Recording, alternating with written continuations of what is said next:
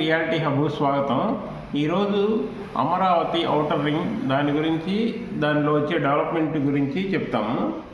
ఈ వీడియో చివరి వరకు చూడండి. మేము చాలా ఇంపార్టెంట్ అయిన విషయాలు కొన్ని డిస్కస్ చేస్తున్నాం. అందువల్ల మా వీడియో చివరి వరకు చూసి లైక్, షేర్, సబ్స్క్రైబ్ చేయండి. ఇంకా ఎవరైనా సబ్స్క్రైబ్ చేసుకోకపోతే సబ్స్క్రైబ్ చేయండి. ఇది మొత్తం ఔటర్ రింగ్ రోడ్ అండి. ఈ ఔటర్ రింగ్ రోడ్డు వచ్చేసి 189.4 కిలోమీటర్లు అండి. ఇది చాలా పెద్ద ఔటర్ రింగ్ రోడ్డు. రాజధాని హైదరాబాద్లో కంటే ఈ అమరావతిలో పెద్ద రింగ్ రోడ్డు వస్తుంది. ఇది మొత్తం 12 లైన్లుగా ఉంటుంది. అంటే 140 మీటర్ల విడ్త్ వస్తుంది అనమాట. 140 మీటర్ల విడ్త్ అంటే దాదాపు 12 లైన్లు వస్తాయి. అంటే 8 లైన్లు మెయిన్ లైన్లు, 4 అటు 2 ఇటు 2 సర్వీస్ రోడ్లు, మొత్తం 12 లైన్లుగా ఈ ఔటర్ రింగ్ రోడ్డు వస్తుంది. ఈ ఔటర్ రింగ్ రోడ్డు ఎక్కడ స్టార్ట్ అవుతుంది ఏంటి అనేది కూడా డీటెయిల్గా చెప్తాం. ఈ ఔటర్ రింగ్ రోడ్డు ఇది NH65 అండి, కంచించర్ల. ఇది NH65 కంచించర్ల బైపాస్ అనమాట. ఇక్కడ స్టార్ట్ అవుతుంది. ఇక్కడ స్టార్ట్ అయ్యి ఇట్లా మొన్నలూరు మీదుగా, మొన్నలూరు నుంచి ఇక్కడ రాజధాని అమరావతి క్యాపిటల్లోకి రావడానికి ఇక్కడ ధరణికోట అని ఉంటుంది. ధరణికోట ఇక్కడ వరకు 4 కిలోమీటర్లు, 3.5 కిలోమీటర్స్, 3.5 కిలోమీటర్స్ బ్రిడ్జ్ ఏర్పాటు చేద్ది. ఈ బ్రిడ్జ్ దాటగానే ధరణికోట, పాత అమరావతి గుడి ఉంటుంది, టెంపుల్. ఈ అమరావతి ఈ ముందుకు వస్తే ఇక్కడ నుంచి E3 రోడ్డు ఉంటుంది రాజధానిలోకి రావడానికి. E3 రోడ్డు వచ్చి ఔటర్ రింగ్ వరకు కలిసిద్ది. చాలా ఈజీగా ఔటర్ రింగ్ నుంచి మనం అమరావతిలోకి యాక్సెస్ అవ్వచ్చు చాలా త్వరగా.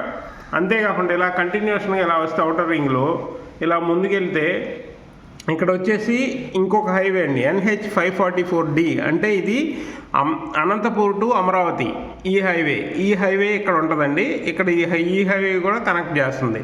ఇక్కడ నుంచి ఇంకా ముందుకెళ్తే ఇక్కడ NH16 అంటే ఇది చెన్నై వెళ్ళే highway, Chennai to Calcutta highway. ఈ కలకట్టా హైవే వరకు ఇక్కడ పోతూరు అని ఉంటుంది. ఇది ఫస్ట్ ఫేజ్ అండి. కంచించర్ల నుంచి ఇక్కడ వరకు ఫస్ట్ ఫేజ్లో ఔటర్ రింగ్ స్టార్ట్ అవుతుంది త్వరలో. ఆల్రెడీ ల్యాండ్ ఎక్విజిషన్ కూడా మొదలైంది. 5 జిల్లాలకి జాయింట్ కలెక్టర్లు నియమించారు.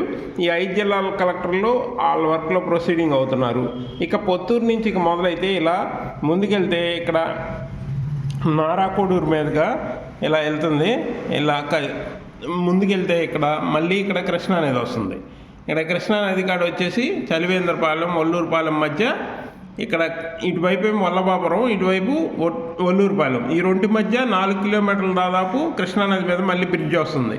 ఈ బ్రిడ్జ్ దాటాక ముందుకెళ్తే NH65 ఇది విజయవాడ నుంచి బందర్ హైవే అనమాట. ఇక్కడ ఒక కనెక్షన్ ఉంటుంది, విజయవాడ బందర్ హైవే ఇక్కడ వస్తుంది. ఇది వచ్చేసి సెకండ్ ఫేజ్లో ఈ పోతూరు నుంచి ఈ చలివేంద్రపాలెం వరకు సెకండ్ ఫేజ్ వస్తుంది, బందర్ NH65 వరకు. ఇక్కడి నుంచి మొదలైతే మళ్ళీ ఇంకా ముందుకెళ్తే ఇక్కడి నుంచి ముందుకెళ్తే ఇక్కడ NH16 అండి. ఇది పొట్టిపాడు దగ్గర NH16ని క్రాస్ చేస్తుంది. ఇది పొట్టిపాడు అంటే వైజాగ్ వెళ్ళే హైవే అనమాట, కలకట్టా హైవే. ఇక్కడ పొట్టిపాడు దగ్గర క్రాస్ చేసిద్ది. ఇక్కడి నుంచి ముందుకు వెళ్దాం. ఇంకా ఇలా వెళ్తే అక్కడ ఆగిరిపల్లి దాటాక ముందుకెళ్తే గణపవరం, తర్వాత మైలవరం. ఈ మైలవరం బయట వస్తుంది, లోపల ఉన్నాం అనమాట మనం. ఇక్కడ ఛత్తీస్గఢ్ హైవే వెళ్తుంది. ఇది NH30, ఇదే హైవే NH30 అనమాట. ఈ NH30 దాటాక ముందుకెళ్తే ఇంకా మళ్ళీ ఇంకోటి ఉంది. ఇక్కడ వచ్చేసి ఇక్కడ దుగ్గిరాలపాడని ఇక్కడ NH గ్రీన్ఫీల్డ్ హైవే, NH163G అనేది గ్రీన్ఫీల్డ్ హైవే. విజయవాడ నుంచి ఖమ్మం మీదుగా నాగపూర్ వరకు ఇది గ్రీన్ఫీల్డ్ హైవే. ఆల్రెడీ ఇది వర్క్ స్టార్ట్ అయిపోయింది. ఖమ్మం విజయవాడ మధ్య మ్యాక్సిమం వర్క్ జరుగుతుంది.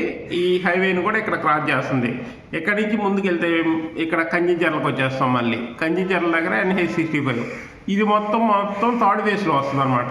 ఇదంతా ఈ కన్స్ట్రక్షన్ అంతా థర్డ్ ఫేజ్లో వస్తుంది. ఇది మొత్తం 11 ప్యాకేజీలుగా ఇస్తున్నారు. ఇది త్వరలోనే ల్యాండ్ పూలింగ్ అవ్వగానే దీన్ని టెండర్లు పిలుస్తారు. మొత్తం 2027 నాటికి కంప్లీట్ అవ్వాలని గవర్నమెంట్ ప్లాన్ చేస్తుంది. అందువల్ల 3 ఇయర్స్లో మొత్తం కంప్లీట్ చేసి 11 ప్యాకేజెస్కి వేస్తారు. ఎక్కడ వర్క్ స్టార్ట్ అవుతాయి.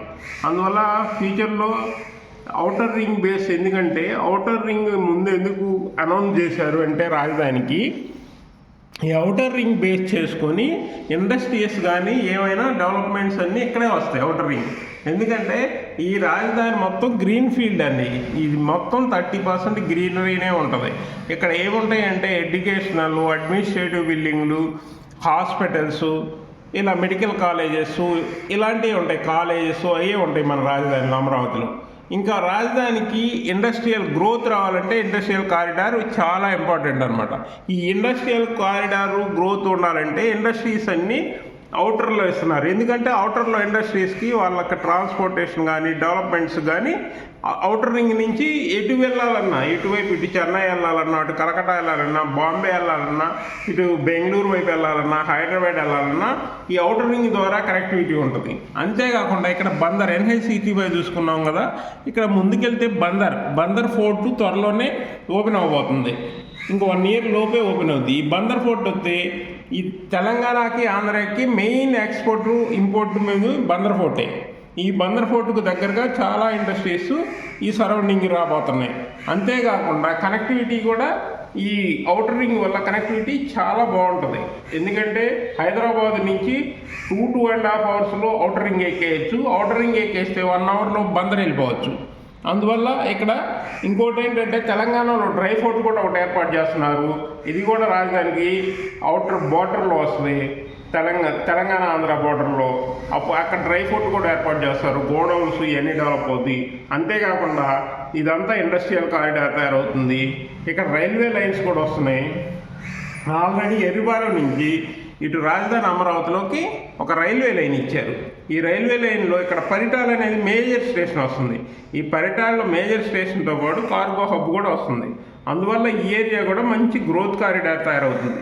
ఈ ఏరియా కానీ ఈ సరౌండింగ్ కానీ ఫస్ట్ ఫేజ్లో డెవలప్ అయ్యేది కంచిచర్ల, పరిటాల ఈ ఏరియాలో మంచి డెవలప్మెంట్స్ ఉంటాయి ఫ్యూచర్లో. అందువల్ల ఈ ఏరియాలో